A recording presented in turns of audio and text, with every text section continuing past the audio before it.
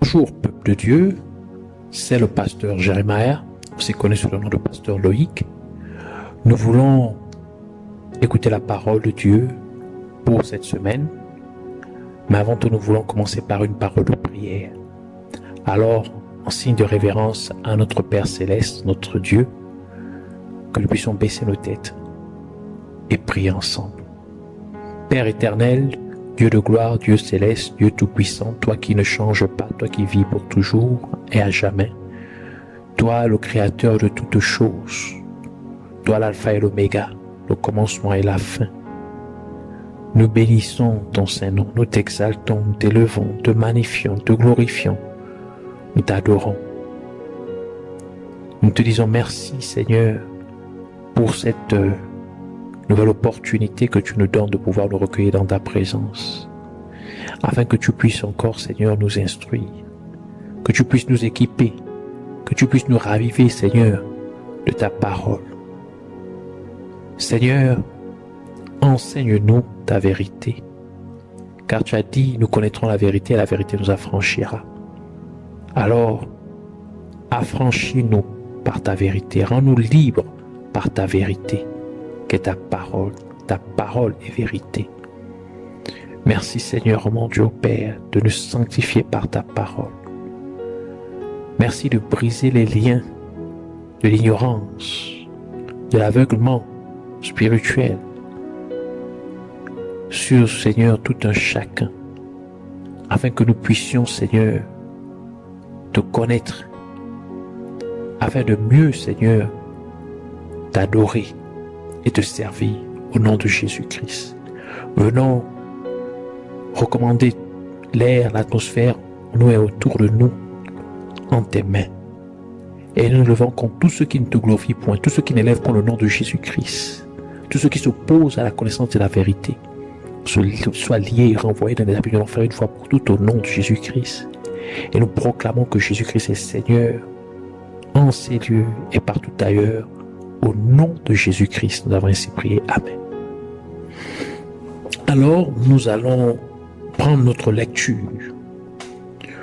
dans le livre de 2 Rois, chapitre 2, versets 7 à 15. 2 Rois, chapitre 2, versets 7 à 15. Je lis la parole de Dieu au nom de Jésus-Christ. Et 50 hommes d'entre les fils des prophètes vinrent et se tinrent à distance vis-à-vis d'eux, tandis qu'ils s'arrêtaient tous deux au bord du Jourdain. Alors Élie prit son manteau, le plia et en frappa les eaux, qui se partagèrent çà et là, et ils passèrent tous deux à sec.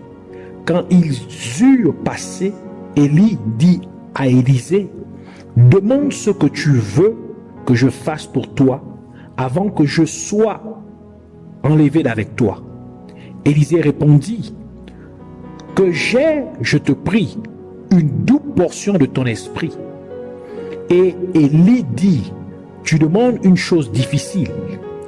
Si tu me vois enlevé d'avec toi, il t'arrivera ainsi. Sinon, cela ne t'arrivera pas. » Et comme ils continuaient leur chemin et s'entretenaient en marchant, voici un char de feu et des chevaux de feu les séparèrent l'un de l'autre. Et Élie monta aux cieux dans un tourbillon. Et Élisée le regardait, criait, « Mon père, char d'Israël et sa cavalerie. » Et il ne le vit plus. Et saisissant ses vêtements, il les déchira en 2 pièces. Puis il releva le manteau qu'Élie avait laissé tomber de dessus lui. Et il s'en retourna et s'arrêta sur le bord du Jourdain.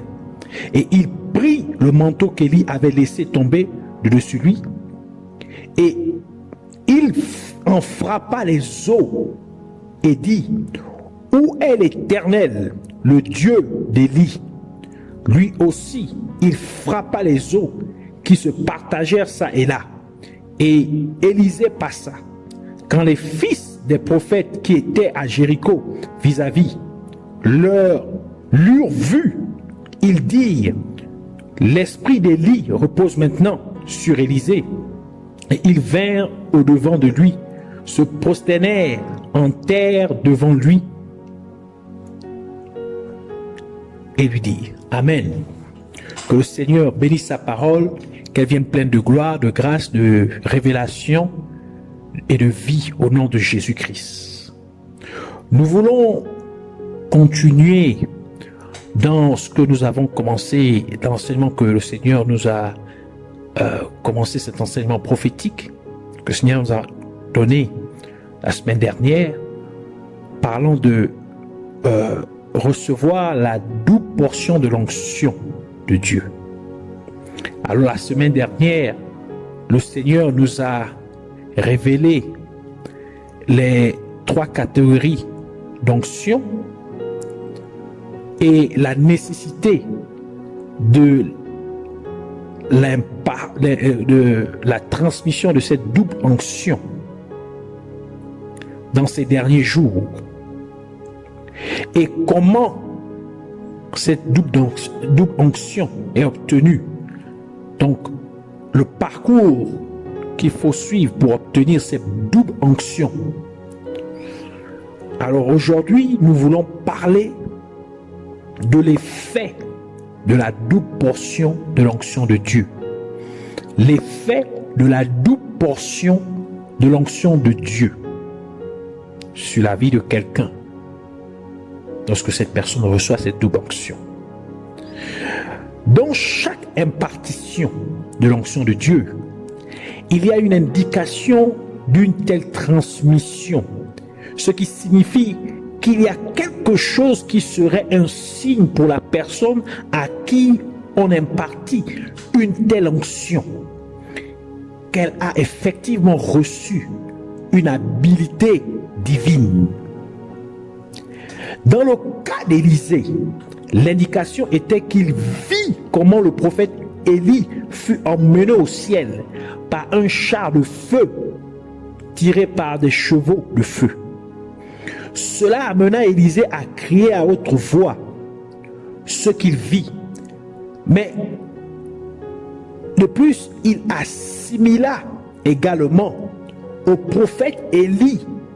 Il assimila cet événement ou encore ces chevaux, ce char de feu au prophète Élie pour signifier que le Dieu qui a envoyé ce char de feu est celui qui opérait à travers le prophète Élie, faisant ainsi d'Élie un symbole de la personne qui représente le combat spirituel du peuple d'Israël. Donc qui se tient en tant que représentant du combat spirituel pour le peuple d'Israël. Car les chars dans l'Ancien Testament étaient le plus souvent assimilés à la guerre. Donc étaient plus souvent utilisés dans le contexte de guerre. C'est pourquoi quand Élisée vit le prophète Élie être emmené au ciel, Élisée appela le prophète Élie le char d'Israël.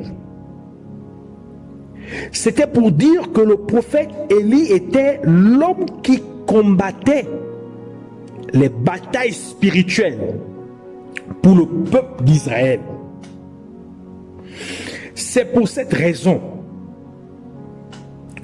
le prophète Élie, quand il entendit ce que dit Élisée, il comprit qu'Élisée avait maintenant découvert quel était le rôle principal qu'il jouait pour le peuple d'Israël avant d'être emmené au ciel. Ainsi, le prophète Élie laissa son manteau tomber pour qu'Élisée puisse prendre son manteau. Et puisque le manteau est une représentation de l'appel ou du ministère que Dieu a placé sur un être humain, donc en laissant tomber son manteau, le prophète Élie passait en fait le relais de son ministère à Élisée, afin qu'il soit maintenant le garant du combat spirituel pour le peuple d'Israël. C'est pourquoi, après environ 60 ans de ministère, lorsque le prophète Élisée était sur le point de mourir, le roi Joas, qui était le roi d'Israël à cette époque, appela le prophète Élisée exactement comme Élisée appela le prophète Élie. 2 Rois chapitre 13 verset 14 qui dit: Or, comme Élisée était malade de la maladie dont il mourut, Joas, roi d'Israël, descendit et pleura sur son visage, disant: mon père, char d'Israël et sa cavalerie. Ceci était pour confirmer qu'en effet le prophète Élisée avait effectivement remplacé le prophète Élie. Donc pendant son temps de ministère, il se tenait en tant que la personne responsable des combats spirituels pour le peuple d'Israël. C'est pour cette raison que lorsque le roi de Syrie envoyait son armée chercher le prophète Élisée à Dothan, et que l'armée syrienne entourait la ville, le prophète Élisée dit à son serviteur: ne crains pas, car ceux qui sont avec nous sont plus nombreux que ceux qui sont avec eux. Et quand le prophète Élisée pria Dieu d'ouvrir les yeux spirituels de son serviteur, le serviteur vit que la montagne était pleine de chevaux et de chars de feu. 2 Rois chapitre 6 verset 16 à 17 qui dit: Élisée répondit: ne crains point, car ceux qui sont avec nous sont en plus grand nombre que ceux qui sont avec eux. Et Élisée pria et dit: Ô Éternel, daigne ouvrir ses yeux et qu'il voie. Et l'Éternel ouvrit les yeux du serviteur et il vit, et voici, la montagne était pleine de chevaux et de chars de feu autour d'Élisée. Ainsi, ces deux personnages que sont Élie et Élisée sont chacun une facette du double impact de l'attribut principal de Jésus-Christ. Car le nom Élie signifie dans la langue hébraïque, donc en hébreu, mon Dieu est Yahvé. En d'autres termes, il signifie mon Dieu est Seigneur. Et le nom Élisée signifie dans la même langue, donc en hébreu ou en la langue hébraïque, mon Dieu est le salut ou est salut. Par conséquent, les deux facettes de l'attribut principal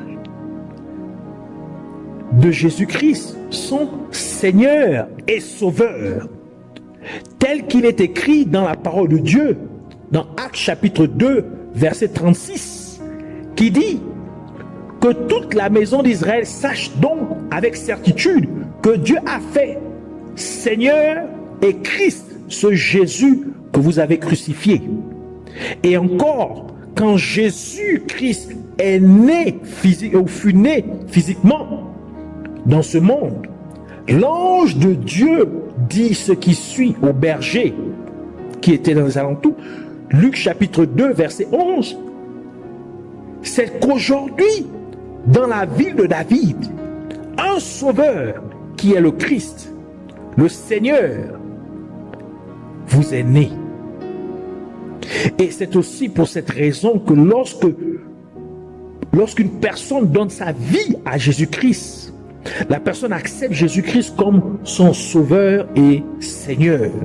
Ainsi, l'apôtre Paul a ajouté ce qui suit dans Romains chapitre 10 verset 9 qui dit: elle dit que si tu confesses de ta bouche que Jésus est le Seigneur et que tu crois dans ton cœur que Dieu l'a ressuscité des morts, tu seras sauvé. Et l'apôtre Paul va un peu plus en profondeur en déclarant dans Philippiens chapitre 2 verset 9 à 11 qui dit ceci: c'est pourquoi aussi Dieu l'a souverainement élevé et lui a donné un nom qui est au-dessus de tout nom, afin qu'au nom de Jésus, tout ce qui est dans les cieux et sur la terre fléchisse le genou, et que toute langue confesse que Jésus-Christ est le Seigneur, à la gloire de Dieu le Père. Tout cela confirme ainsi que les prophètes Élie et Élisée étaient chacun une facette de la tribu principale de Jésus-Christ, c'est-à-dire celui d'être Seigneur et Sauveur. Ce qui implique que lorsqu'une personne reçoit la double portion de l'onction de Dieu, c'est pour que cette personne amène les gens à reconnaître Jésus-Christ comme Sauveur et Seigneur. Encore, tout cela est pour nous révéler qu'en communiquant à son Église une double portion de son onction, Dieu rend son Église responsable de mener le combat spirituel pour l'humanité tout entière, contre les forces des ténèbres. Ainsi, en vous donnant une double portion de son onction, Dieu vous rend en fait responsable de combattre le combat spirituel des êtres humains contre les forces des ténèbres. Et de plus, que vous puissiez amener les êtres vivants à reconnaître Jésus-Christ comme Sauveur et Seigneur. Une autre indication qui confirma à Élisée qu'il avait effectivement reçu une double portion de l'onction de Dieu qui était sur le prophète Élie est le fait que la même chose que le prophète Élie fit avec son manteau, Élisée fit de même,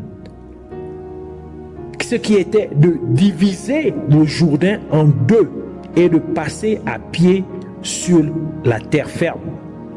Et Jésus-Christ nous a transmis son manteau, c'est-à-dire son ministère, à nous qui croyons en lui et qui l'avons accepté comme Seigneur et Sauveur. D'où la parole de Dieu dit que nous avons été faits ambassadeurs pour Christ. 2 Corinthiens chapitre 5 verset 20 qui dit: nous faisons donc la fonction d'ambassadeur pour Christ. La première partie du verset. C'est pour cette raison que nous sommes appelés chrétiens. De même que les disciples étaient également, les premiers disciples de Jésus-Christ étaient également appelés chrétiens pour la première fois à Antioche. Actes chapitre 11 verset 26, dernière partie du verset qui dit: et ce fut à Antioche que pour la première fois les disciples furent nommés chrétiens. C'est-à-dire que les disciples continuaient le ministère de Jésus-Christ. Ainsi, nous qui croyons maintenant en Jésus-Christ et qui l'avons accepté comme Seigneur et Sauveur, nous devons aussi continuer le ministère de Jésus-Christ. C'est pour cette raison que la parole de Dieu déclare que c'est maintenant Christ qui vit en nous. Galates chapitre 2 verset 20 qui dit: je suis crucifié avec Christ, et si je vis, ce n'est plus moi, mais c'est Christ qui vit en moi. Et si je vis encore dans la chair, je vis dans la foi au Fils de Dieu qui m'a aimé et qui s'est donné lui-même pour moi.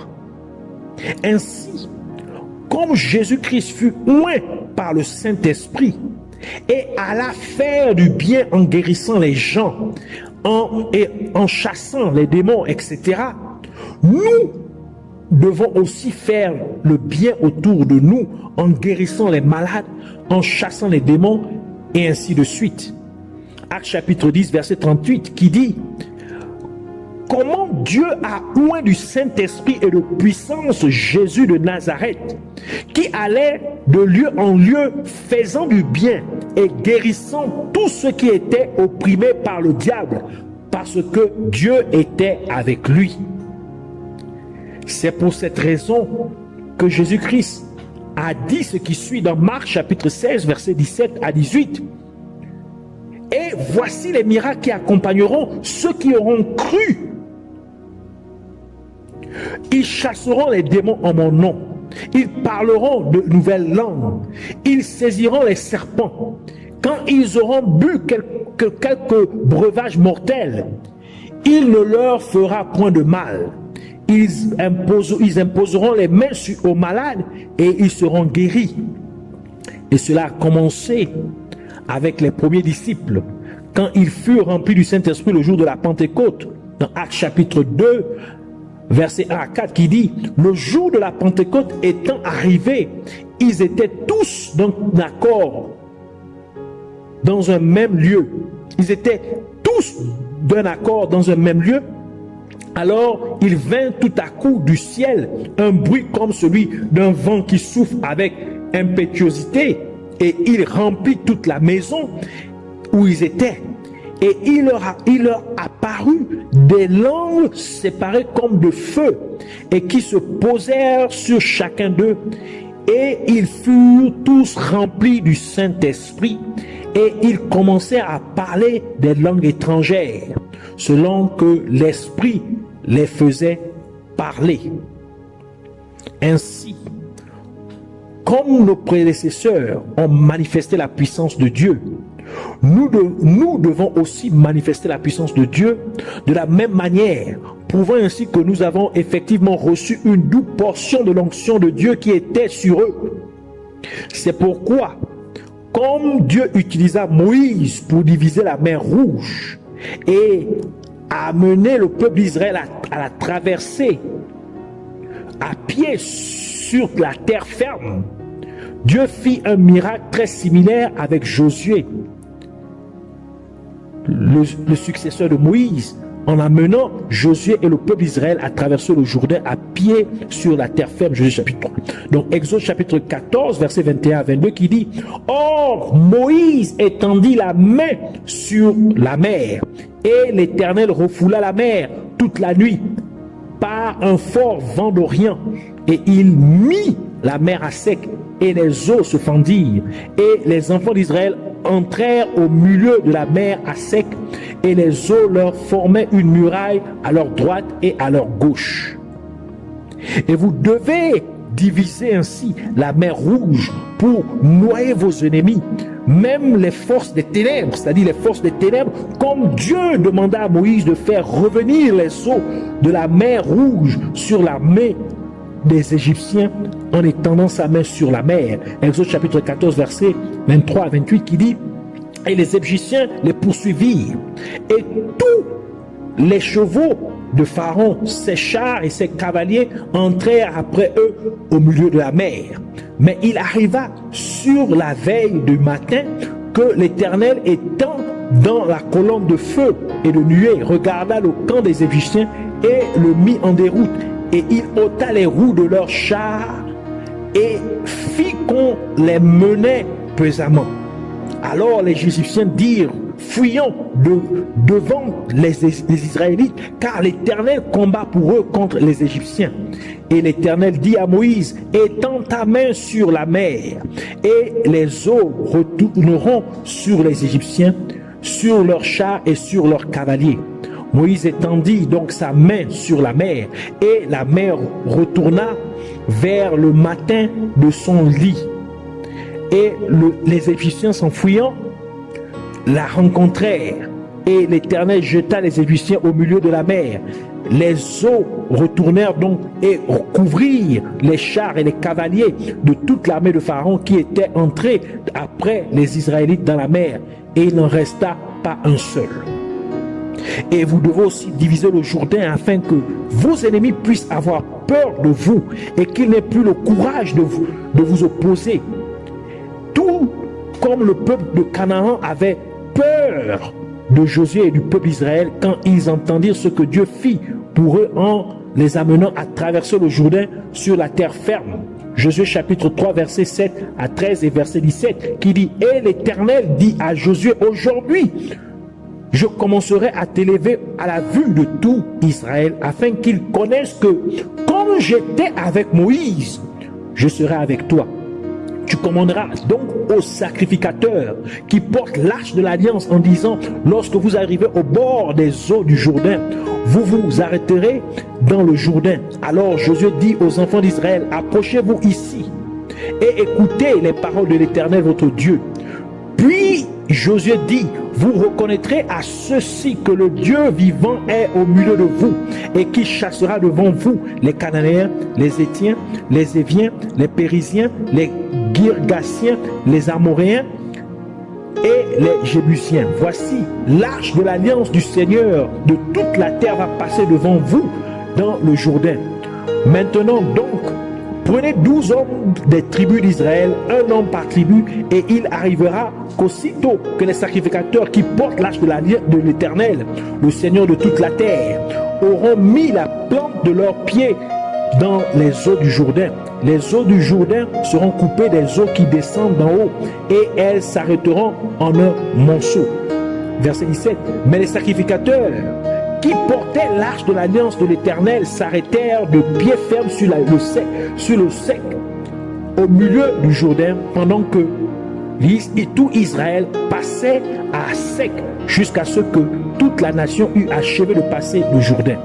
Josué chapitre 5 verset 1 qui ajoute ceci. Or, dès que tous les rois des Amoréens qui étaient au-delà du Jourdain vers l'Occident et tous les rois des Cananéens qui étaient près de la mer apprirent que l'Éternel avait mis à sec les eaux du Jourdain devant les enfants d'Israël jusqu'à ce qu'ils fussent passés, leur cœur se fondit et il n'eut plus de courage en eux devant les enfants d'Israël. Alors, faire des miracles très similaires à ceux de vos prédécesseurs est une marque que l'onction qui était sur vos prédécesseurs est aussi sur vous, et même plus. C'est pour cette raison que lorsque les fils des prophètes virent que le même acte remarquable que le prophète Élisée fit de même, alors il déclara que l'esprit, c'est-à-dire l'onction d'Élie qui était sur Élie, était maintenant sur Élisée. C'est pourquoi aussi Jésus-Christ a dit dans Jean chapitre 14 verset 12, en vérité, je vous le dis, celui qui croit en moi fera aussi les œuvres que je fais, et il en fera de plus grandes que celles-ci, parce que je vais vers mon Père. Nous savons que les eaux symbolisent les peuples et les nations, comme la parole de Dieu nous le révèle dans Apocalypse chapitre 17 verset 15 qui dit: puis il me dit, les eaux que tu as vues sur lesquelles la prostituée est assise sont des peuples et une multitude et des nations et des langues. Ainsi, en divisant les eaux du Jourdain, Élie et Élisée démontraient leur domination sur les eaux. Et avoir la domination sur les eaux, puisque les eaux symbolisent des peuples, multitudes, des langues et des nations.